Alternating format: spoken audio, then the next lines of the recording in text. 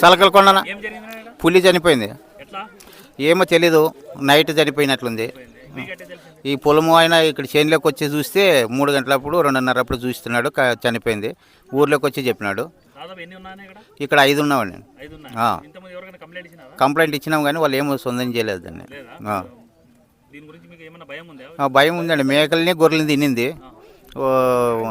మేకలు తినింది. చెప్పిన మనుషులని అయితే ఏం అనుకోలేదు కానీ వాటిని జీవులను అయితే తినింది. చెప్పాలంటే చెప్పినాం కానీ ఇంతకుముందు ఏం పట్టించుకోలేదు అన్నాడు. పట్టించుకోలేదు.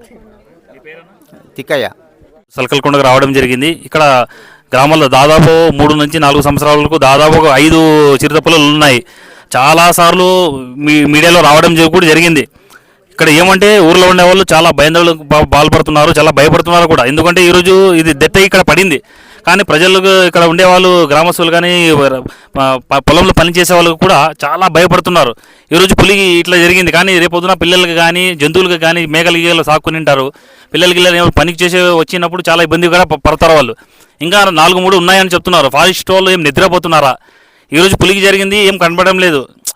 ఇదేనా ఒక జంతువే, దీనికి సేఫ్టీగా ఫారెస్ట్ వదిలింటే సేఫ్గా ఉంటుండే, కానీ ఇది కూడా నిండు ప్రాణాలు పోయినట్ల. దీనికి ఎవరు రెస్పాన్సిబిలిటీ? దీనికి ఇంకా 3 చనిపోవడం కూడా, ఇంకా 3 కొండల్లో ఉన్నాయంట.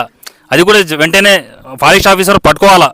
లేడీ ఆడలా దీని పై అధికారులకి కంప్లైంట్ ఇచ్చి మేము దీని మీద పై ఎత్తుగా పోతాము. ఎందుకంటే ఇక్కడ ఉండేది ప్రజలు, పల్లెటూరు వాళ్ళు మొత్తం వ్యవసాయం చేసుకునే వాళ్ళు ఇక్కడ చాలా భయం పడుతున్నారనమాట. వెంటనే ఫారెస్ట్ వాళ్ళు వెంటనే పట్టుకొని బంధించాలని కోరుతున్నాం. ఎందుకంటే మళ్ళీ ఇప్పుడు చూడొచ్చు మీరు ఈ రకంగా జరిగింది. ఇంకా 3 ఉన్నాయని ప్రజలు చెప్తున్నారు ఇక్కడ ఉండేవాళ్ళు.